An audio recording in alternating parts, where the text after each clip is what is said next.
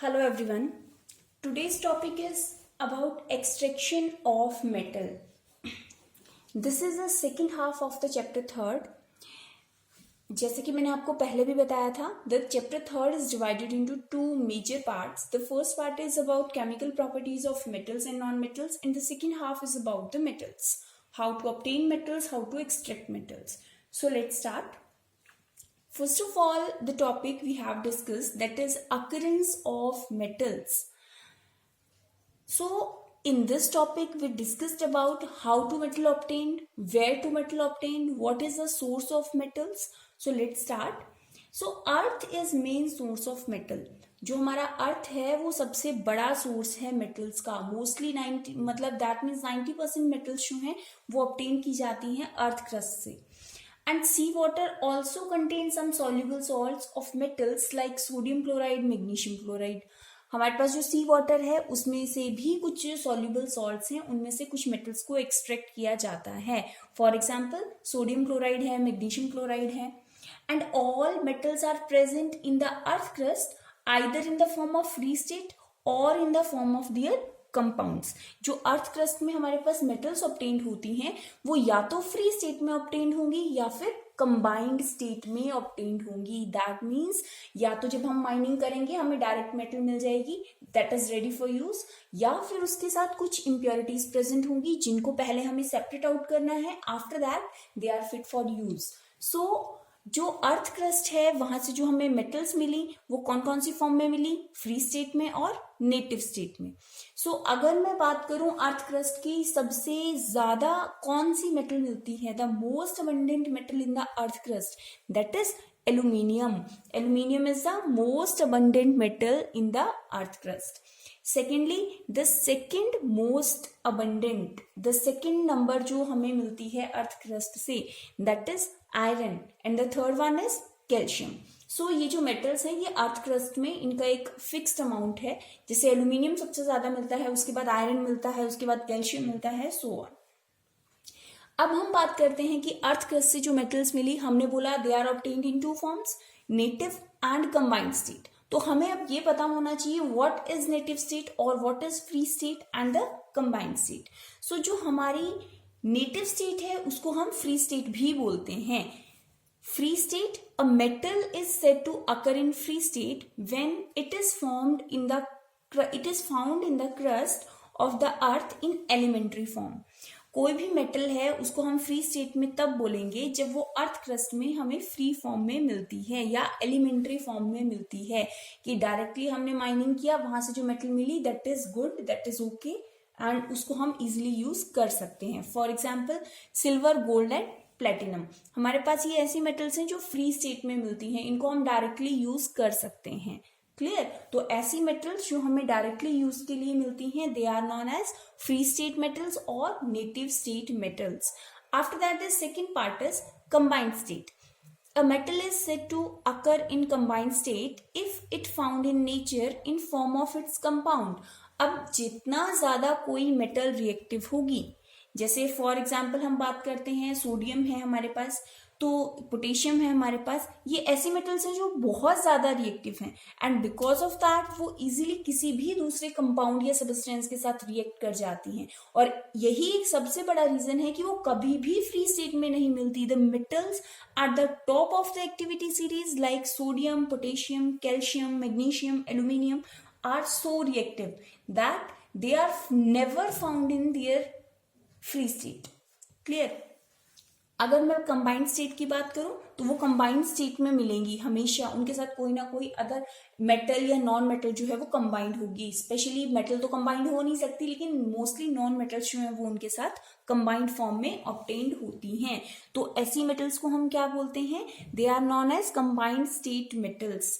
अगर मैं बात करूं, एक हमारे पास बहुत ही इंटरेस्टिंग केस है, that is copper and silver are metals which occur in free state as well as in compound state. जो हमारे पास सिल्वर और कॉपर हैं ये दो ऐसी मेटल्स हैं जो फ्री स्टेट में भी मिलती हैं और कंबाइंड स्टेट में भी मिलती हैं. फॉर एग्जाम्पल अगर मैं बात करूं किसी पर्टिकुलर एरिया की जहां पे वो हमें फ्री स्टेट में मिली है, तो हो सकता है किसी अनदर प्लेस पे जहां पे कोई और कंपाउंड प्रेजेंट हो वो उसके साथ अटैच हो जाए। तो ये दोनों मेटल्स हमारे पास ऐसी मेटल्स हैं। ये एक बहुत ही इंपॉर्टेंट क्वेश्चन भी बनता है एग्जाम पॉइंट ऑफ व्यू से, चाहे आप 1 मार्क में भी इसको पूछ सकते हैं वो, या एमसीक्यू फॉर्मेट में भी आपसे पूछा जा सकता है। So this is very important question. जैसा कि अगर मैं बात करूं, the metals which have tendency to react with moisture, oxygen, sulphur, halogen occur in the crust of the earth in the form of their compounds such as oxide, sulfide, halide, silicate, carbonate, phosphate। तो वो किसी के साथ भी present हो सकती है। इनमें से जितनी भी मैंने ये चीजें बोली, इनमें से किसी के साथ भी मेटल्स जो हैं वो अटैच हो सकती हैं, जो कंपाउंड स्टेट मेटल्स होती हैं हमारे पास। For example sodium, potassium, calcium, aluminium, magnesium are very reactive metals because they are laying at the top of activity series and therefore these are never found in free state। Clear. अब जैसे कि the metals of middle of the activity series जो middle में आती हैं, like zinc, iron, lead, are moderately reactive, वो थोड़ा बहुत रिएक्टिव होती हैं। They are found in earth crust mainly as oxide, वो सिर्फ ऑक्सीजन के साथ रिएक्ट करती हैं। ये जो मैंने मेटल्स बताए ये सिर्फ ऑक्सीजन के साथ रिएक्ट करेंगे बिकॉज उनकी जो रिएक्टिविटी है that is moderate, and they are formed in earth crust mainly as oxide. वो मोस्टली या तो ऑक्साइड्स बनेंगे या कार्बोनेट्स की फॉर्म में प्रेजेंट होंगे, अदरवाइज कोई और इम्प्योरिटी उनके साथ अटैच नहीं होगी। In fact most of the metals are found in the combined form of earth crust. Clear. So हमारे पास जितनी भी मेटल्स हैं जो किसी और के साथ कंबाइंड होती हैं उनको हम बोलते हैं कंबाइंड स्टेट मेटल्स। क्लियर। अब यहां तक तो ये कॉन्सेप्ट था हमारा कि हमारे पास जो मेटल्स हैं वो कौन कौन सी फॉर्म में मिली अर्थ क्रस्ट से। अब हमारे पास क्वेश्चन आता है कि आपका नेक्स्ट स्टेप क्या होगा जब आपको, अब अगर नेटिव स्टेट में मिलती है दैट इज ओके, आप उसको डायरेक्टली यूज कर सकते हो, लेकिन अगर वो कंबाइंड स्टेट में मिली तो आप क्या करोगे। तो उससे पहले जो एक टॉपिक हमें डिस्कस करना है that is minerals and ores. आप इस नाम से फेमिलियर होंगे कि मिनरल्स एंड ओर्स क्लास 8 में भी हमने इसके बारे में डिस्कस किया है। So let's start minerals. सबसे पहले हम डिस्कस करेंगे minerals. The natural substances in which metals or their compounds occur either in native state or combined state। ऐसे नेचुरल सब्सटेंसेस जो या जिनके अंदर मेटल्स प्रेजेंट होती हैं या तो वो नेटिव स्टेट में मिले या कंबाइंड स्टेट में मिले। अगर आप अर्थ क्रस्ट से कुछ भी निकालते हो जिसके अंदर मेटल प्रेजेंट है, चाहे वो फ्री स्टेट में हो या कंबाइंड स्टेट में, आप सीधा सीधा उसको बोल दोगे that is a mineral. For example मैंने कहीं पे माइनिंग की, गोल्ड मिला मुझे, gold is present in the native state, और किसी उसके साथ में ही मैंने अगेन माइनिंग किया, वहां से मुझे मिला कॉपर, लेकिन कॉपर था कंबाइंड स्टेट में। तो जो कॉपर है वो कंबाइंड स्टेट में मिला, गोल्ड जो है वो प्योर फॉर्म में मिला, लेकिन दोनों को मैं क्या कंसीडर करूंगी, मैं दोनों को कंसीडर करूंगी एज अ मिनरल। तो मिनरल का मतलब है अर्थ क्रस्ट से जो भी आपको ऑब्टेन्ड हुआ जिसके अंदर मेटल प्रेजेंट है उसको हम बोलेंगे mineral. Clear. For example aluminium oxide dot water, aluminium oxide इसके साथ है सिलिका ऑक्साइड और वाटर। इन दोनों के अंदर कॉमन क्या है, दोनों के अंदर एल्यूमिनियम मेटल कॉमन है, दोनों से हम एल्यूमिनियम को एक्सट्रैक्ट कर सकते हैं, लेकिन इनके साथ जो इम्प्योरिटीज अटैच्ड हैं वो दोनों डिफरेंट हैं। इस केस में ऑक्सीजन और वाटर प्रेजेंट है, इसमें ऑक्सीजन, सिलिकेट और वाटर प्रेजेंट है। क्लियर। तो मतलब अर्थ क्रस्ट से जो मेटल्स निकलती हैं कंबाइंड स्टेट में जो निकलती हैं उनके साथ डिफरेंट डिफरेंट इम्प्योरिटीज अटैच हो सकती हैं। ऐसा नहीं है कि किसी एक प्लेस पे एल्यूमिनियम के साथ वाटर निकला है तो यूनिवर्सल ट्रुथ बन गया ये कि हर जगह पे उसके साथ जो है वो वाटर ही निकलेगा। नो, उसके साथ कुछ और इम्प्योरिटीज भी प्रेजेंट हो सकती हैं। They are depend on circumstances and the conditions of there they are found. इसी तरह से इसके बाद अगर हम डिस्कस करें आफ्टर दैट, अगर मैं बात करूं सेकेंड काइंड की दैट इज ओर्स। अब जैसे कि ओर है, ओर्स क्या है, the minerals from which the metals can be conveniently and profitably extracted. आपको जो मिनरल मिले, अब उन मिनरल में से, उन मिनरल्स के अंदर से आप मेटल को अगर कन्वीनियंटली और प्रॉफिटेबली एक्सट्रैक्ट कर सकते हो दैट्स ओके, लेकिन अगर नहीं कर सकते तो आप उसको ओर कंसीडर नहीं करोगे। क्लियर। मिनरल और ओर के बीच में बहुत ही एक फाइन लाइन डिफरेंस है। मिनरल क्या है? अर्थ क्रस्ट से कुछ भी निकला जिसके अंदर मेटल है, दैट इज मिनरल। और क्या है? और ऐसे मिनरल हैं जिनके अंदर से आप मेटल को कन्वीनियंटली और प्रॉफिटेबली एक्सट्रैक्ट कर सकते हो। मैं इसको समझाने के लिए एक एग्जाम्पल कंसीडर करती हूँ। फॉर एग्जाम्पल, मैंने कहीं पे माइनिंग किया, वहां से मुझे मिला कॉपर।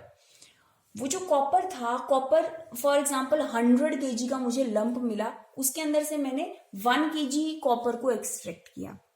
अब जो 1 kg कॉपर है उसका प्राइस है 100 रुपीज, लेकिन उस 100 kg के लंप में से जब मैंने 1 kg कॉपर को एक्सट्रैक्ट किया तो मेरा जो टोटल अमाउंट है, जो खर्चा आ गया मुझे उसको एक्सट्रैक्ट करने के लिए, जो मेरा टोटल कॉस्ट आया वो आया 20,000। अब मुझे मेटल मिला 100 रुपी का और उसको एक्सट्रैक्शन के लिए लगा दिया मैंने 20,000। तो क्या ये प्रॉफिटेबल है? नो। मैं क्यों उस चीज को एक्सट्रैक्ट करूंगी? There is no need. So ores जो हैं वो ऐसे मिनरल्स हैं जिनको आप कन्वीनियंटली और प्रॉफिटेबली एक्सट्रैक्ट कर सकते हो। कन्वीनियंटली मतलब आप इजीली उनको एक्सट्रैक्ट कर सकते हो, उनके लिए बहुत कॉस्टली मेथड यूज करने की जरूरत नहीं है। और secondly the most important thing, profitably होना चाहिए, प्रॉफिटेबल होना चाहिए। जब आप उसको एक्सट्रैक्ट करते हो या मेटल आपके पास आता है, जब आप उसको आगे फर्दर सेल आउट करते हो या अगर आप उसका कुछ भी करते हो तो वो प्रॉफिटेबल होना चाहिए, आपको प्रॉफिट होना चाहिए। तो ओर्स और मिनरल्स में ये बहुत ही फाइन लाइन डिफरेंस है। अर्थ से जो भी निकला that is metal, that is जिसके अंदर मेटल है उसको हमने नाम दे दिया मिनरल। लेकिन अगर उस मेटल को जब हमने कंप्लीटली एक्सट्रैक्ट किया वो प्रॉफिटेबली होता है और कन्वीनियंटली होता है, तभी आप उसको और बोलेंगे, अदरवाइज आप उसको और कंसीडर नहीं करेंगे। जैसे कि एक एग्जांपल है, हमने यहाँ पे 2 एग्जांपल डिस्कस किए थे एल्यूमिनियम के साथ, बॉक्साइट और क्ले का। क्लियर? लेकिन अगर इन दोनों में से मैं देखूं तो ओर के अंदर मैं सिर्फ बॉक्साइट को कंसीडर करूंगी। वाई? बिकॉज अगर इसमें से एल्यूमिनियम एक्सट्रैक्ट करेंगे that is very costly and very difficult. तो हमें क्या प्रेफर करना है कि जब एक्सट्रैक्शन हो, एक तो वो क्या होना चाहिए? प्रॉफिटेबल होना चाहिए, और सेकंड चीज जो है हमारे पास वो क्या होना चाहिए? कन्वीनियंटली हो जाना चाहिए। उसके लिए हमें बहुत ज्यादा एफर्ट्स करने की जरूरत नहीं पड़नी चाहिए। Clear? So this is your minerals and ores.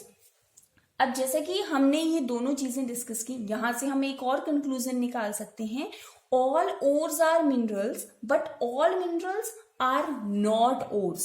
जितने भी ओर हैं वो सारे के सारे मिनरल होंगे, लेकिन सारे मिनरल जो हैं वो ओर नहीं होंगे। So we can say that all ores are